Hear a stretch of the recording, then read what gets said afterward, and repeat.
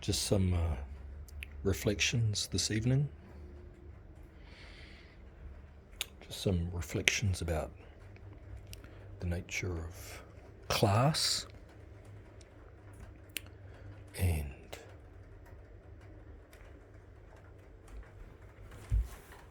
perhaps defining a working class kind of art around, let's say, typically problematic broken families, intergenerational grief and trauma, low self-worth, sexual addictions, chemical addictions, and all of the disassociative and psychiatric industries' growth, medical, well, let's just call it a soul farm, shall we? Engineered suffering for profit. But my musing tonight was on the nature of the managerial class who, despite their better schooling, their incrementally hundreds of times more budget than your families, or educational opportunities, or vacational opportunities, or genetic opportunities that the managerial class are competing to survive within themselves, they too are souls. And though they too, although heavily invested in the bankrupt carcass that is the West, do remember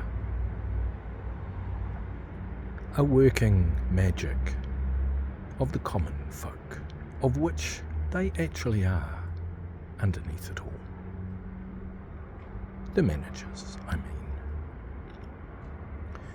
And do remember common folk, the working people, artists, that a lot of those manager types who end up, let's say, corrupting their neurology with emails and publicity and advertising and profiles and all the frontage and scaffolds of a modern dystopia, psychological, abnormal, clinically brain-dead, automatron, feminized, domesticated, sheeple, robot, hive, redundant human. Remember that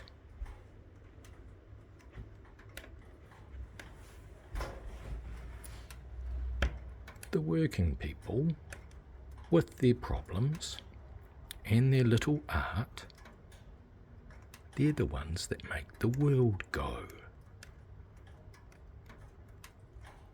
They're the ones that can interrupt your flow. The little people can do their magic. They can sprinkle it where they please.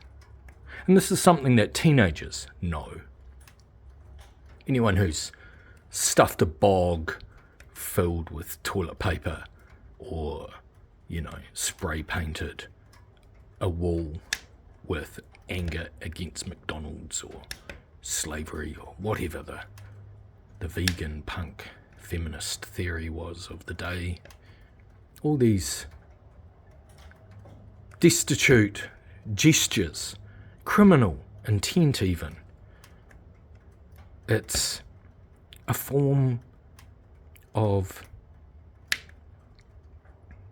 sovereignty.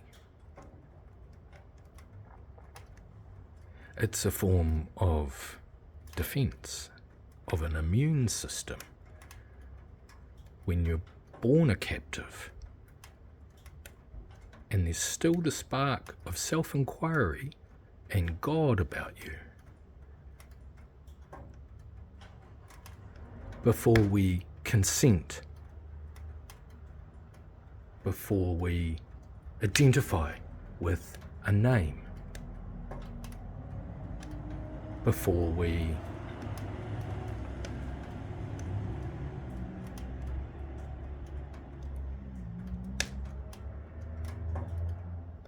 have to assume a position of submission.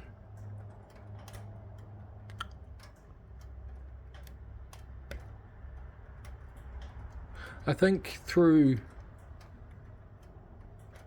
romantically getting it wrong, failing in this failed, rotting carcass of a civilization,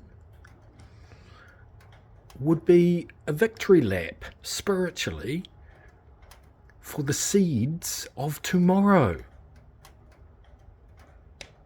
I can only hope carrion birds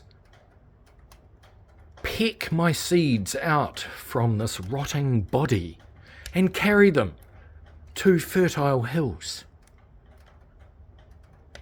So my seeds sprout anew in a distant land.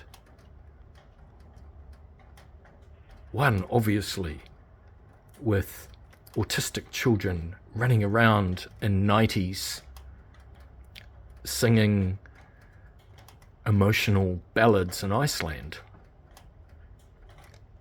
Thank you very much.